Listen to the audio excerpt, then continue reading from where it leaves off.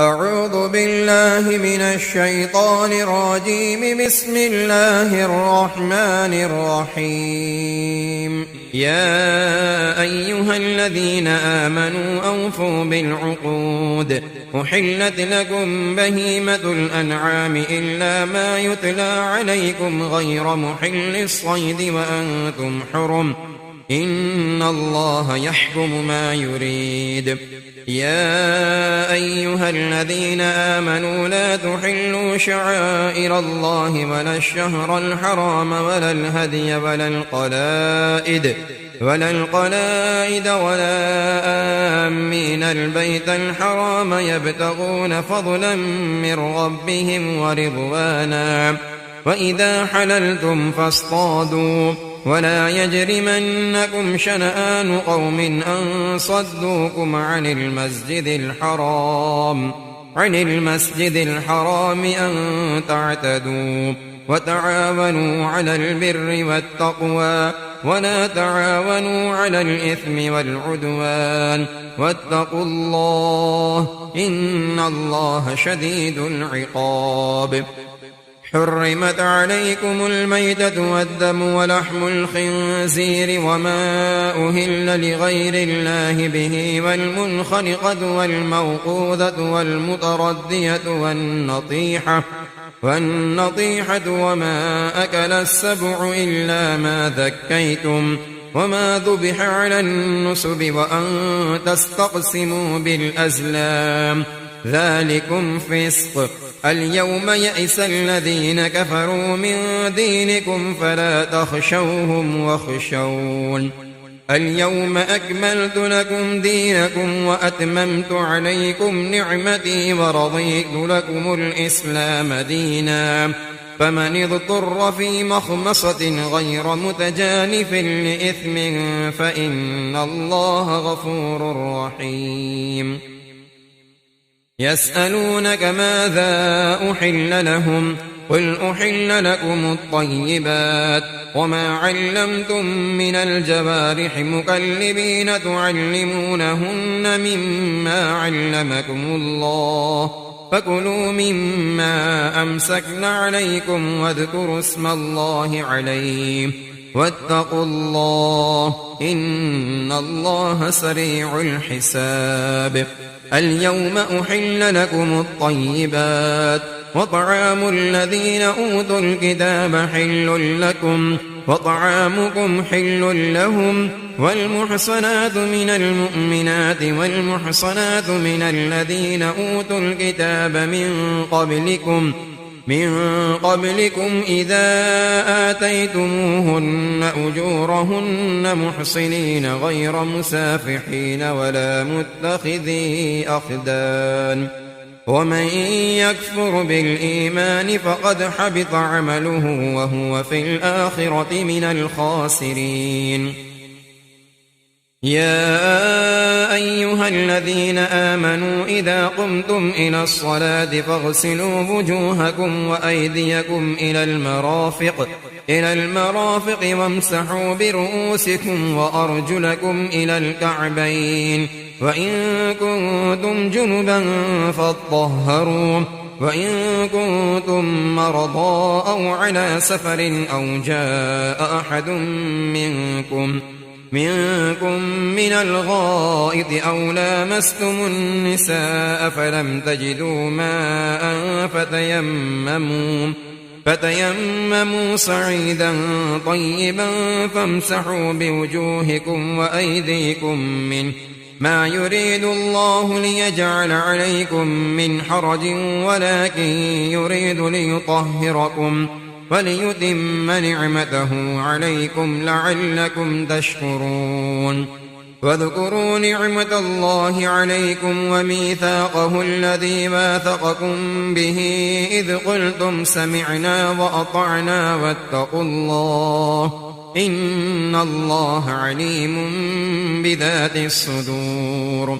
يا أيها الذين آمنوا كونوا قوامين لله شهداء بالقسط ولا يجرمنكم شنآن قوم على ألا تعدلوا اعدلوا هو أقرب للتقوى واتقوا الله إن الله خبير بما تعملون وعد الله الذين آمنوا وعملوا الصالحات لهم مغفرة وأجر عظيم والذين كفروا وكذبوا بآياتنا أولئك أصحاب الجحيم يا أيها الذين آمنوا اذكروا نعمة الله عليكم إذ هم قوم أن يبسطوا إليكم أيديهم فكف أيديهم عنكم واتقوا الله وعلى الله فليتوكل المؤمنون ولقد أخذ الله ميثاق بني إسرائيل وبعثنا منهم 12 نقيبا وقال الله إني معكم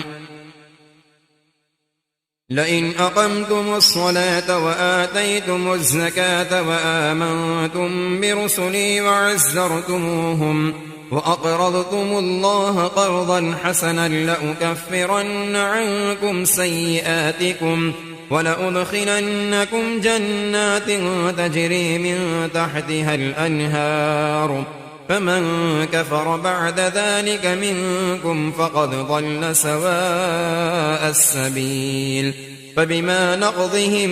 ميثاقهم لعناهم وجعلنا قلوبهم قاسية يحرفون الكلم عن مواضعه ونسوا حظا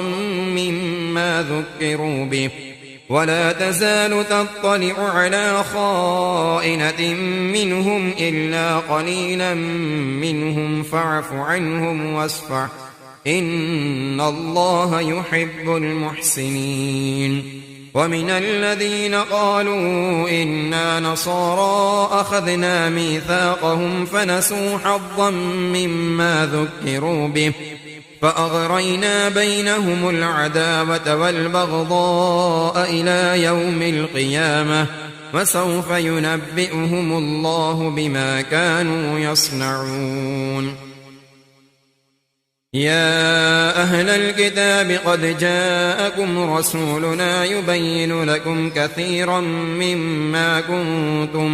مما كنتم تخفون من الكتاب ويعفو عن كثير قد جاءكم من الله نور وكتاب مبين يهدي به الله من اتبع رضوانه سبل السلام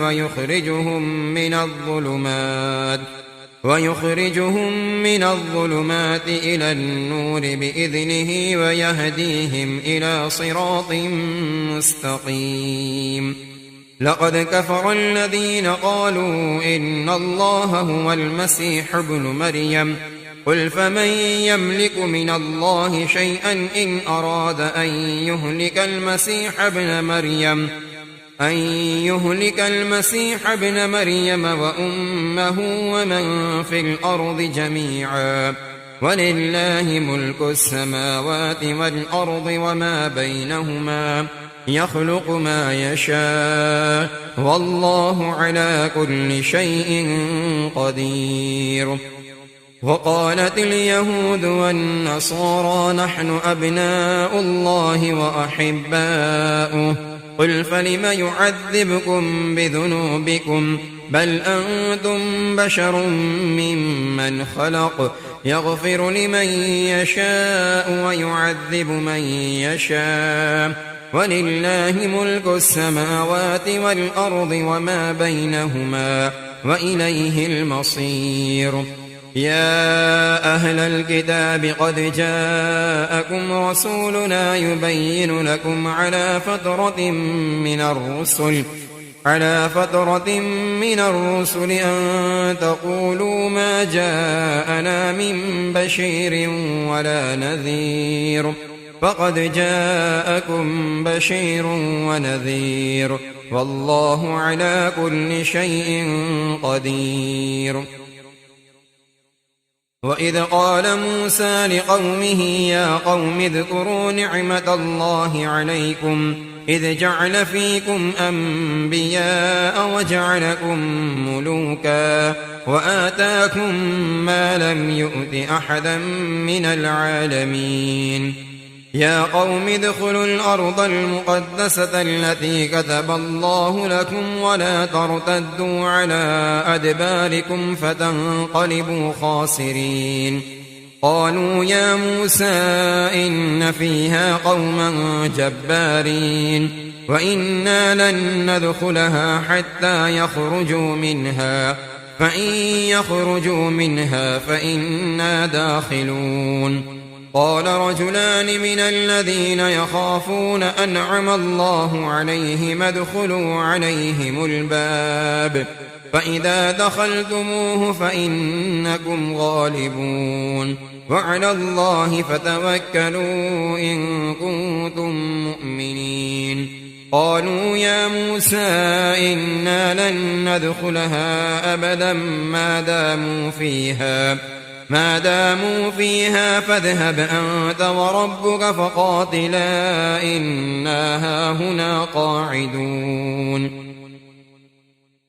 قال رب إني لا أملك إلا نفسي وأخي فافرق بيننا وبين القوم الفاسقين قال فإنها محرمة عليهم 40 سنة يتيهون في الأرض فلا تأس على القوم الفاسقين واتل عليهم نبأ ابني آدم بالحق إذ قربا قربانا فتقبل من أحدهما ولم يتقبل من الآخر قال لأقتلنك قال إنما يتقبل الله من المتقين لئن بسطت إلي يدك لتقتلني ما أنا بباسط يدي إليك لأقتلك إني أخاف الله رب العالمين إني أريد أن تبوء بإثمي وإثمك فتكون من أصحاب النار وذلك جزاء الظالمين فطوعت له نفسه قتل أخيه فقتله فأصبح من الخاسرين فبعث الله غرابا يبحث في الأرض ليريه كيف يواري سوءة أخيه قال يا ويلتى أعجزت أن أكون مثل هذا الغراب فأواري سوءة أخي فأصبح من النادمين من أجل ذلك كتبنا على بني إسرائيل أنه من قتل نفسا بغير نفس أو فساد في الأرض فكأنما قتل الناس جميعا ومن أحياها فكأنما أحيا الناس جميعا ولقد جاءتهم رسلنا بالبينات ثم إن كثيرا منهم بعد ذلك في الأرض لمسرفون إنما جزاء الذين يحاربون الله ورسوله ويسعون في الأرض فسادا أن يقتلوا أو يصلبوا أو تقطع أيديهم وأرجلهم من خلاف أو ينفوا من الأرض ذلك لهم خزي في الدنيا ولهم في الآخرة عذاب عظيم إلا الذين تابوا من قبل أن تقدروا عليهم فاعلموا أن الله غفور رحيم يا أيها الذين آمنوا اتقوا الله وابتغوا إليه الوسيلة وجاهدوا في سبيله لعلكم تفلحون إن الذين كفروا لو أن لهم ما في الأرض جميعا ومثله معه ليفتدوا به من عذاب يوم القيامة ما تقبل منهم ولهم عذاب أليم يريدون أن يخرجوا من النار وما هم بخارجين منها ولهم عذاب مقيم والسارق والسارقة فاقطعوا أيديهما جزاء بما كسبا نكالا من الله والله عزيز حكيم فمن تاب من بعد ظلمه وأصلح فإن الله يتوب عليه إن الله غفور رحيم ألم تعلم أن الله له ملك السماوات والأرض يعذب من يشاء ويغفر لمن يشاء والله على كل شيء قدير يا أيها الرسول لا يحزنك الذين يسارعون في الكفر من الذين قالوا آمنا بأفواههم ولم تؤمن قلوبهم ومن الذين هادوا سماعون للكذب سماعون لقوم آخرين لم يأتوك يحرفون الكلم من بعد مواضعه يقولون إن أوتيتم هذا فخذوه وإن لم تؤتوه فاحذروا ومن يرد الله فتنته فلن تملك له من الله شيئا أولئك الذين لم يرد الله أن يطهر قلوبهم لهم في الدنيا خزي ولهم في الآخرة عذاب عظيم سماعون للكذب أكالون للسحت فإن جاءوك فاحكم بينهم أو أعرض عنهم وإن تعرض عنهم فلن يضروك شيئا وإن حكمت فاحكم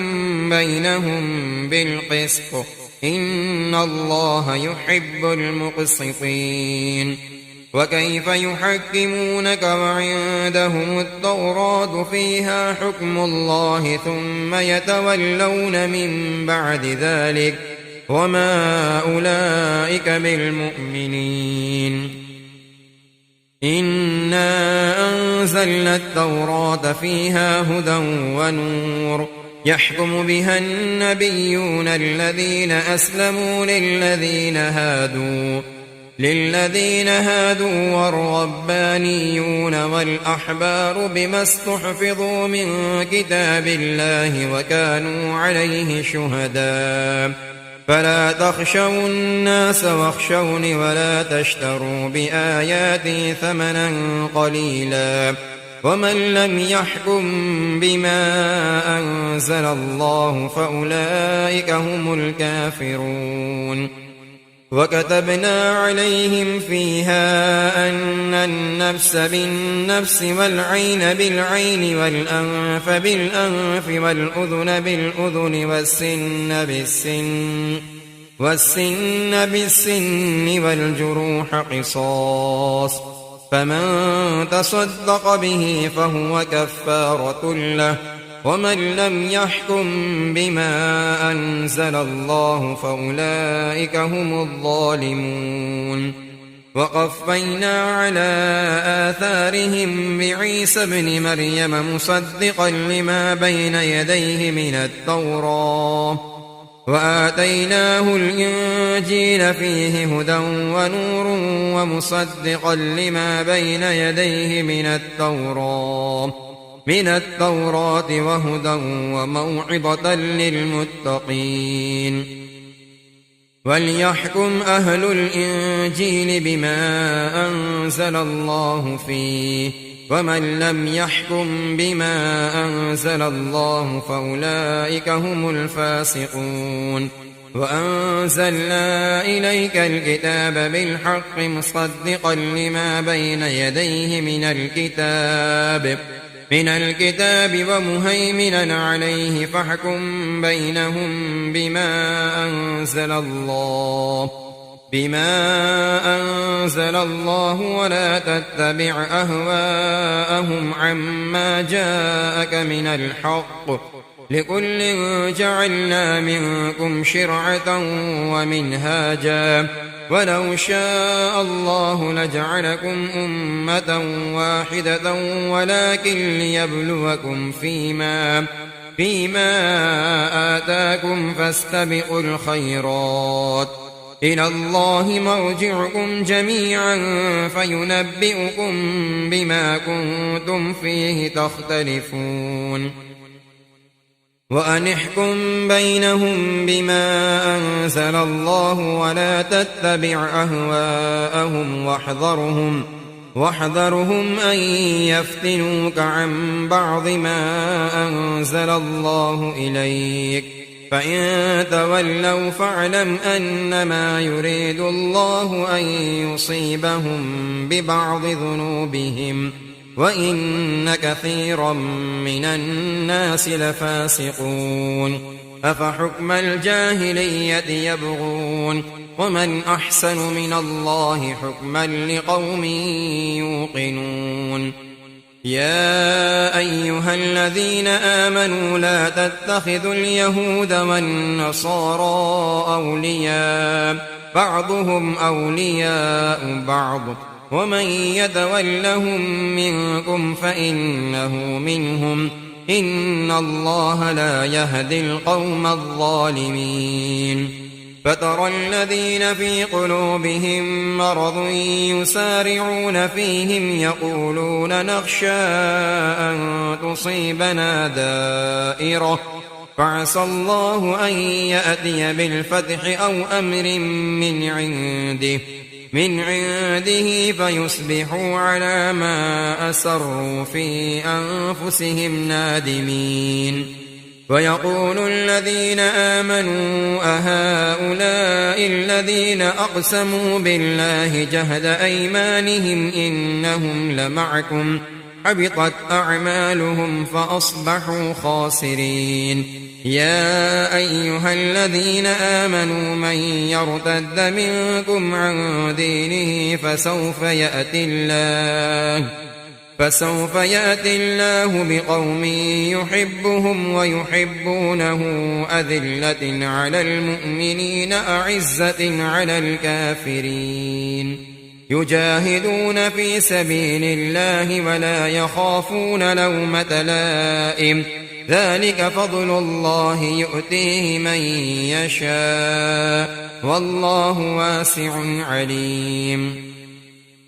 إنما وليكم الله ورسوله والذين آمنوا الذين يقيمون الصلاة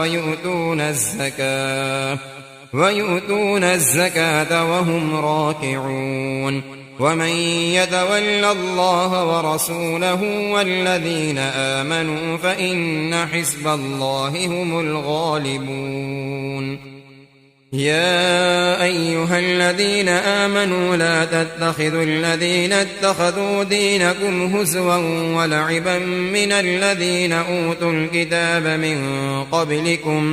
من قبلكم والكفار أولياء واتقوا الله إن كنتم مؤمنين وإذا ناديتم إلى الصلاة اتخذوها هزوا ولعبا ذلك بأنهم قوم لا يعقلون قل يا أهل الكتاب هل تنقمون منا إلا أن آمنا بالله وما أنزل إلينا وما أنزل من قبل وأن أكثركم فاسقون قل هل أنبئكم بشر من ذلك مثوبة عند الله بل لعنه الله وغضب عليه وجعل منهم القردة والخنازير وعبد الطاغوت أولئك شر مكانا وأضل عن سواء السبيل وإذا جاءوكم قالوا آمنا وقد دخلوا بالكفر وهم قد خرجوا به والله أعلم بما كانوا يكتمون وترى كثيرا منهم يسارعون في الإثم والعدوان وأكلهم السحت لبئس ما كانوا يعملون لولا ينهاهم الربانيون والأحبار عن قولهم الإثم وأكلهم السحت لبئس ما كانوا يصنعون. وقالت اليهود يد الله مغلولة غلت أيديهم ولعنوا بما قالوا بل يداه مبسوطتان ينفق كيف يشاء وليزيدن كثيرا منهم ما أنزل إليك من ربك طغيانا وكفرا وألقينا بينهم العداوة والبغضاء إلى يوم القيامة كلما أوقدوا نارا للحرب أطفأها الله ويسعون في الأرض فسادا والله لا يحب المفسدين. ولو أن أهل الكتاب آمنوا واتقوا لكفرنا عنهم سيئاتهم ولأدخلناهم جنات النعيم. ولو أنهم أقاموا التوراة والإنجيل وما أنزل إليهم من ربهم لأكلوا من فوقهم ومن تحت أرجلهم منهم أمة مقتصدة وكثير منهم ساء ما يعملون. يا أيها الرسول بلغ ما أنزل إليك من ربك وإن لم تفعل فما بلغت رسالته والله يعصمك من الناس إن الله لا يهدي القوم الكافرين. قل يا أهل الكتاب لستم على شيء حتى تقيموا التوراة والإنجيل وما أنزل إليكم من ربكم وليزيدن كثيرا منهم ما أنزل إليك من ربك طغيانا وكفرا فلا تأس على القوم الكافرين. إن الذين آمنوا والذين هادوا والصابئون والنصارى من آمن بالله واليوم الآخر وعمل صالحا فلا خوف عليهم ولا هم يحزنون. لقد أخذنا ميثاق بني إسرائيل وأرسلنا إليهم رسلا كلما جاءهم رسول بما لا تهوى أنفسهم فريقا كذبوا وفريقا يقتلون. وحسبوا ألا تكون فتنة فعموا وصموا ثم تاب الله عليهم ثم عموا وصموا كثير منهم والله بصير بما يعملون. لقد كفر الذين قالوا إن الله هو المسيح ابن مريم وقال المسيح يا بني إسرائيل اعبدوا الله ربي وربكم إنه من يشرك بالله فقد حرم الله عليه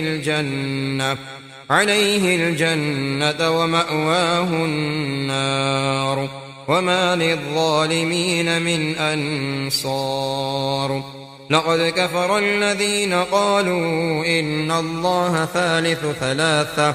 وما من إله إلا إله واحد وإن لم ينتهوا عما يقولون ليمسن الذين كفروا منهم عذاب أليم.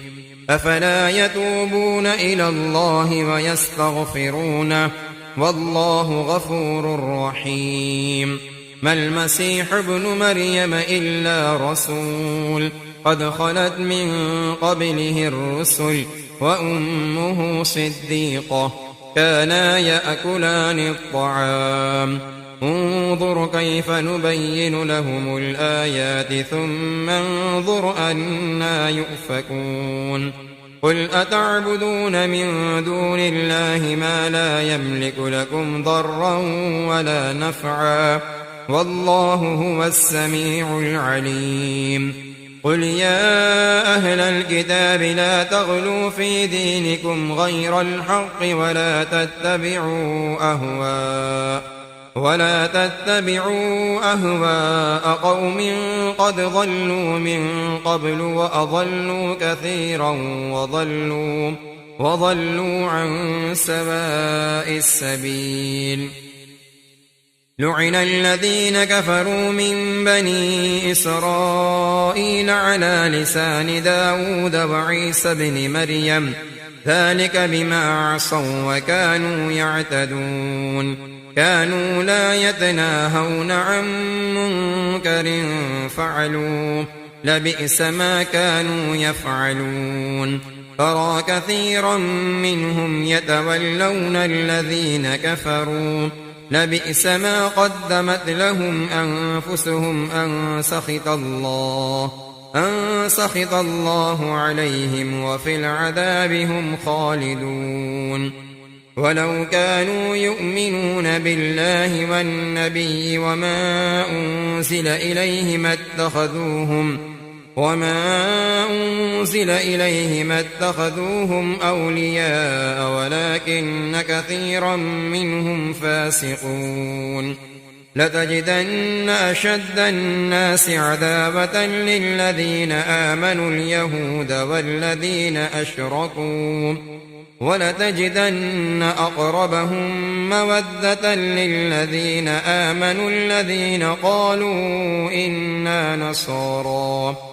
ذلك بأن منهم قسيسين ورهبانا وأنهم لا يستكبرون. وإذا سمعوا ما أنزل إلى الرسول ترى أعينهم تفيض من الدمع مما عرفوا من الحق يقولون ربنا آمنا فاكتبنا مع الشاهدين. وما لنا لا نؤمن بالله وما جاءنا من الحق ونطمع أن يدخلنا ربنا مع القوم الصالحين. فأثابهم الله بما قالوا جنات تجري من تحتها الأنهار خالدين فيها وذلك جزاء المحسنين. والذين كفروا وكذبوا بآياتنا أولئك أصحاب الجحيم. يا أيها الذين آمنوا لا تحرموا طيبات ما أحل الله لكم ولا تعتدوا إن الله لا يحب المعتدين. فكلوا مما رزقكم الله حلالا طيبا واتقوا الله الذي أنتم به مؤمنون. لا يؤاخذكم الله باللغو في أيمانكم ولكن يؤاخذكم بما عقدتم الأيمان. فكفارته إطعام 10 مساكين من أوسط ما تطعمون أهليكم أو كسوتهم أو تحرير رقبة. فمن لم يجد فصيام 3 أيام ذلك كفارة أيمانكم إذا حلفتم واحفظوا أيمانكم كذلك يبين الله لكم آياته لعلكم تشكرون. يا أيها الذين آمنوا إنما الخمر والميسر والأنصاب والأزلام رجس من عمل الشيطان فاجتنبوه لعلكم تفلحون. إنما يريد الشيطان أن يوقع بينكم العداوة والبغضاء في الخمر والميسر ويصدكم عن ذكر الله وعن الصلاة فهل أنتم منتهون. وأطيعوا الله وأطيعوا الرسول واحذروا فإن توليتم فاعلموا أنما على رسولنا البلاغ المبين. ليس على الذين آمنوا وعملوا الصالحات جناح فيما طعموا إذا ما اتقوا وآمنوا وعملوا الصالحات ثم اتقوا وآمنوا ثم اتقوا وأحسنوا والله يحب المحسنين. يا أيها الذين آمنوا ليبلونكم الله بشيء من الصيد تناله أيديكم ورماحكم ليعلم الله من يخافه بالغيب فمن اعتدى بعد ذلك فله عذاب أليم. يا أيها الذين آمنوا لا تقتلوا الصيد وأنتم حرم ومن قتله منكم متعمدا فجزاء مثل ما قتل من النعم يحكم به ذوى عدل منكم هديا بالغ الكعبة أو كفارة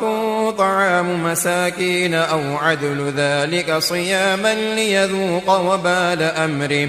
عفى الله عما سلف ومن عاد فينتقم الله منه والله عزيز ذو انتقام.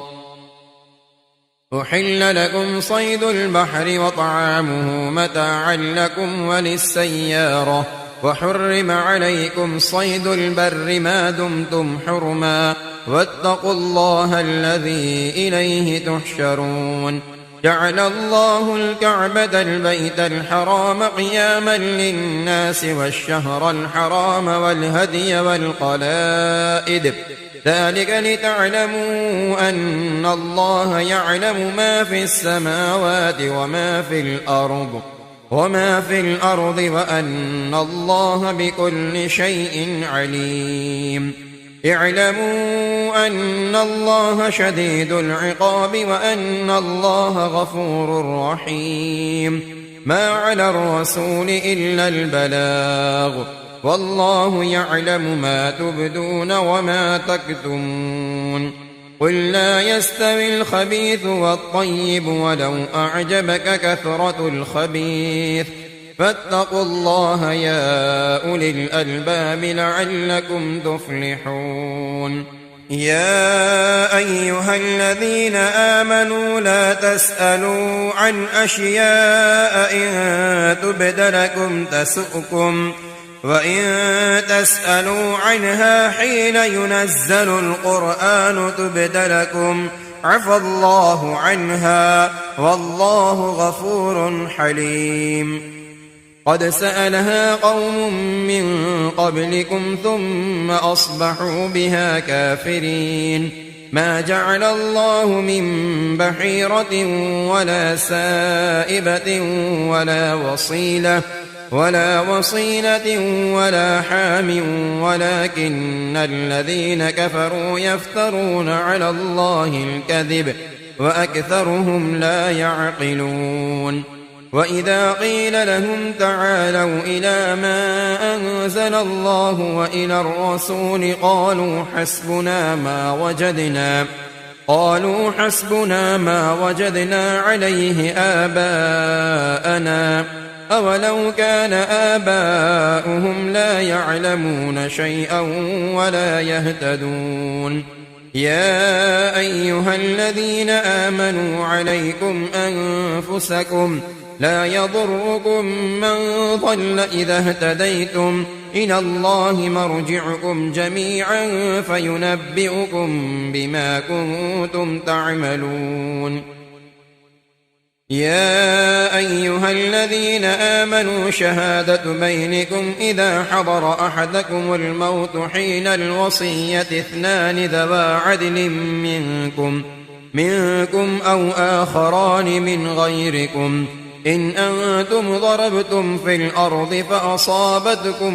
مصيبة الموت تحبسونهما من بعد الصلاة فيقسمان بالله إن ارتبتم لا نشتري به ثمنا ولو كان ذا قربى ولا نكتم شهادة الله إنا إذا لمن الآثمين فإن عثر على أنهما استحقا إثما فآخران يقومان مقامهما من الذين استحق عليهم الأوليان فيقسمان بالله لشهادتنا أحق من شهادتهما وما اعتدينا إنا إذا لمن الظالمين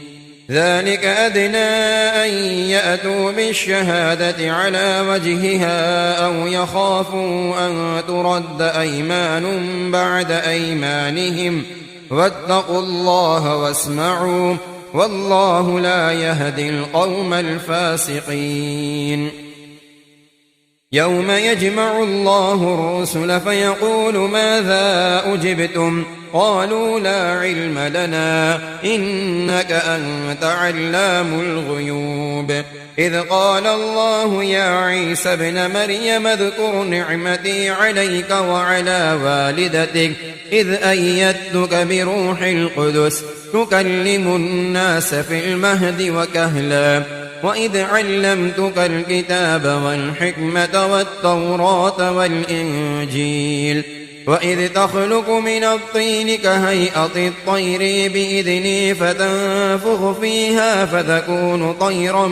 بإذني وتبرئ الأكمه والأبرص بإذني وإذ تخرج الموتى بإذني وإذ كففت بني إسرائيل عنك إذ جئتهم بالبينات فقال الذين كفروا منهم إن هذا إلا سحر مبين وإذ أوحيت إلى الحواريين أن آمنوا بي وبرسولي قالوا آمنا واشهد بأننا مسلمون إذ قال الحواريون يا عيسى ابن مريم هل يستطيع ربك أن ينزل علينا مائدة من السماء قال اتقوا الله إن كنتم مؤمنين قالوا نريد أن نأكل منها وتطمئن قلوبنا ونعلم أن قد صدقتنا ونكون عليها من الشاهدين قال عيسى ابن مريم اللهم ربنا أنزل علينا مائدة من السماء تكون لنا عيدا لأولنا وآخرنا وآية منك وارزقنا وأنت خير الرازقين قال الله إني منزلها عليكم فمن يكفر بعد منكم فإني أعذبه عذابا لا أعذبه أحدا من العالمين وإذ قال الله يا عيسى ابن مريم أأنت قلت للناس اتخذوني وأمي إلهين من دون الله قال سبحانك ما يكون لي أن أقول ما ليس لي بحق إن كنت قلته فقد علمته تعلم ما في نفسي ولا أعلم ما في نفسك إنك أنت علام الغيوب ما قلت لهم إلا ما أمرتني به أن اعبدوا الله ربي وربكم